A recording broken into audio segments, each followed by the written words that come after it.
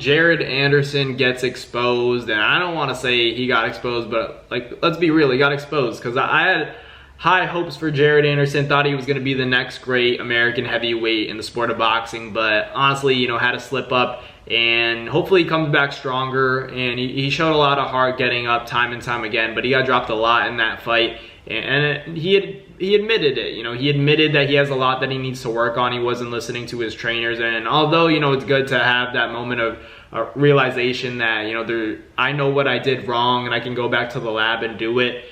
At this point, you know, you got to question, you know, his heart, because a lot of people like to say that, you know, boxing's about heart and getting up time and time again. And while that does stand true, part of it is also in the preparation. You know, if you hear people talking about, you know, you're pulling back like this, that's stuff that should be fixed, not, you know, after a fight, not after you get knocked out. Like, people always say, don't find out the hard way, and that's how Jared Anderson found out the hard way against Martin Bakole, because he was pulling straight back. He didn't know how to deal with that uppercut. He kept falling into it time and time again. You know, it's different. No offense to him. I know that Shakur Stevenson helps him out a lot in the ring, you know, with training camp and everything like that, but every fighter is different, and he can't expect to be able to do exactly what Shakur Stevenson is doing. And it's a little bit difficult because you don't want to build bad habits, you know, by doing something else, following somebody else. So why not follow Shakur?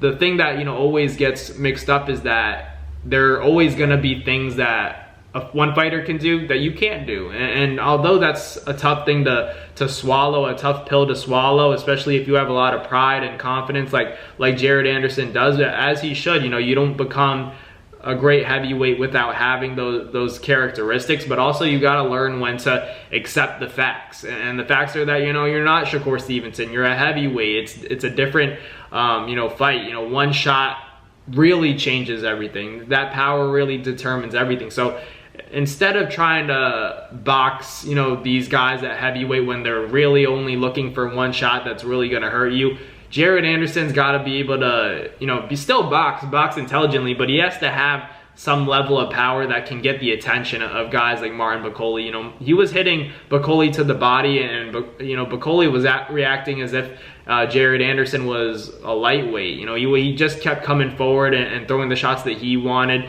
and every time Jared Anderson looked like he wanted to give up, it was a lot like that Andy Ruiz and Anthony Joshua kind of fight where, you know, it was a huge upset, and at the same time, you know, you look at their faces when they go down, it looks like they don't want to continue anymore. They want it out, because in that stoppage, I'm not going to say it was a bad stoppage, it was a good stoppage, but there was no, you know, sense of urgency to defend yourself. He didn't show the survival ability that you need in the sport of boxing. You know, these heavyweights, they don't know how to survive because they just assume that they're going to land their shot because everybody thinks they're the best. And the truth is that, you know, look at guys like Floyd Mayweather. Floyd Mayweather has almost mastered that. You know, he goes into fight or flight really quick and holds on and knows how to survive and get to his stool and do what he needs to do. You know, who cares if people are booing you? You got to be able to tie a fighter up and then, you know, get out of the round and then recuperate so that you can recover properly. And it's hard to do because it's a quick fight. That's the fastest minute of your life when you actually do get to the stool and you get to recover for 60 seconds without, you know, moving. You get to rest. But Jared Anderson, you know, clearly struggled against Martin Bakole, and it showed in that fight. And I'm just not sure, you know, what the future is going to look like, because it was definitely a lot of damage that he took in that fight. You could almost say it was like that Haney fight that Devin took, but that Haney, you know, whooping that, you know, he took from Ryan Garcia. But it's okay. It's okay. It's just like, this is the kind of stuff that, you know, the young, specifically and especially the young fighters have to start, you know, tweaking a little bit more. It's that aspect of, you know, work on these things. If you're already hearing about it, and I know that Jared Anderson was hearing about it, the pulling back stuff, that stuff has to be executed, you know, in that training camp. Lock in on that, you know, for training camps. And this is somebody that I picked Jared Anderson to win, and I want to see him do well because, you know, he's a great talent, but at the same time, you know, maybe, you know, his greatness in the heavyweight department and division is questioned, obviously, because of this last performance. But he can bounce back for sure, but he has to take the right steps in order to do so. He can't, you know, have a lot of pride and just, you know, want to do what he wants to do. And he also can't try to be something that he's not, you know. So he's going to have to find out what works for him, because boxing heavyweights is what he's trying to do, and it's just not the smartest strategy sometimes, because these fights, these guys are so big that if they clip you with one shot, and this is a general rule of boxing, but in the heavyweights specifically, I want to talk about how like it's completely different, because these are the hardest hitting guys in the sport of boxing, the ones that are at heavyweight. So not only are they getting that torque, but they genuinely and naturally have power that is going to put your lights out. So guys like Jared Anderson, they're going to have to find a way to develop that power, whether it's, you know, taking a little bit more risk, because it's almost, you know, even riskier boxing these guys. But, you know, he's gonna continue to do his thing. I'm not saying he didn't do good things in that fight. He's still very talented. He has a good jab when he's active, and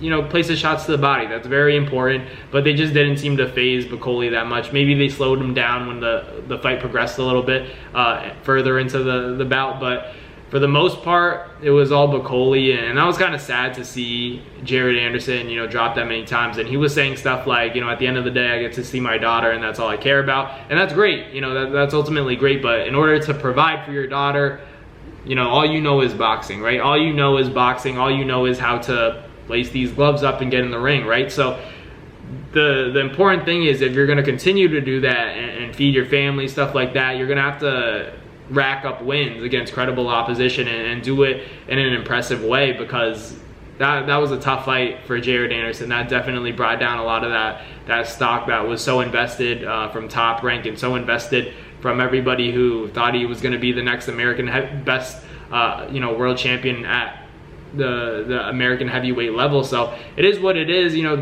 this is boxing. That's how it works. That's not to say that he won't be back, he won't be a world champion in the future. It's very possible. I don't count him out, but it was just that was a tough one for sure. But let me know in the comments what you guys thought about Jared Anderson's fight against Martin Bakole, and it was obviously an upset fight. But, you know, I think a lot of people anticipated it, because it just seemed off. It seemed like his energy wasn't there. It seemed like, you know, he wasn't really about it. So maybe it's something mental for Jared Anderson, but there were a lot of upsets, you know, that took place in the heavyweight division, let alone, you know, just Saturday night, the Valenzuela fight with Pitbull Cruz. That was a exciting one as well. I was very impressed by the way Ryo was able to showcase his boxing ability, telegraphed everything that Pitbull Cruz had for him. I was curious to see if he was going to be able to do it for 12 rounds. I knew that Ryo would win that fight, because I think he was good enough to telegraph, you know, that those big overhand shots from Pitbull Cruz. People, you know, count him out, say that, you know, he leaves his chin in the air, which he does, and that was a main concern. But I also knew that, you know, with Robert Garcia as a new trainer, that Ryo was going to be ready for anything Pitbull had for him, and he was. He showed that, you know, he was able to telegraph all those shots from Pitbull, get out of the way, and box him beautifully. You know, shots to the head, shots to the body, you know, doubling up on that jab. It was a lot of good work from Ryo, and I was really entertained by that fight. I thought that was the fight of the night, performance of the night. I guess you could give it to Martin Bakole as well for upsetting Jared Anderson, but that was a good fight for Ryo, and I think now that puts his name in a lot of interesting fights, because as a world champion you get to kind of become that shot caller. So now Ryo's in that position. I'm very happy for him. I got to see him in the lobby, wished him good luck. You know, and he was a very cool dude. He looked locked in. So, you know, shout out to Ryo. He did his thing, and he's going to continue to do his thing at 140. Now a world champ at 140, holding that belt gives him a lot of leverage. He gets to, you know, kind of explore his options. Now this is where he gets to make all the money. So it was a great fight. Terrence Crawford as well was, you know, had a interesting performance. I'm not going to say that was his best performance that I've ever seen from him, but he definitely, you know, had his moments. But I think that, in my opinion, Madrimov won that fight, and it was a split. It should have been a split decision at the end of the day, but close enough fight to the point where I was like, it wasn't a robbery. But I personally had Madrimov winning that fight. I thought that, you know, everything that he did, the movement, and, you know, maybe he wasn't as active with the punches, but I thought still, you know, Terrence Crawford wasn't doing that much more of anything. You know, it's not like he was landing many clean shots. You know, they both had moments, and that's why I thought it was a competitive fight. But that movement that was awkward for Crawford to deal with, I thought that was something that, you know, I appreciated, and he was a strong fighter in there. So I thought Madrimov won that fight, but, you know, still a close enough fight to where to where, you know, you can't be mad with that decision, you know, in favor of Crawford. But let me know in the comments what you guys thought. But thank you guys for watching. Like, comment, and subscribe, and I'll catch you guys on the next video. Peace. That's going to do it for another NASFIGHT Media video, guys. Thank you guys so much for watching. It's been your boy, Madrimov, with another video. Hope you guys enjoyed it all. Thank you guys for the constant support. Salute to y'all always. It's been your boy.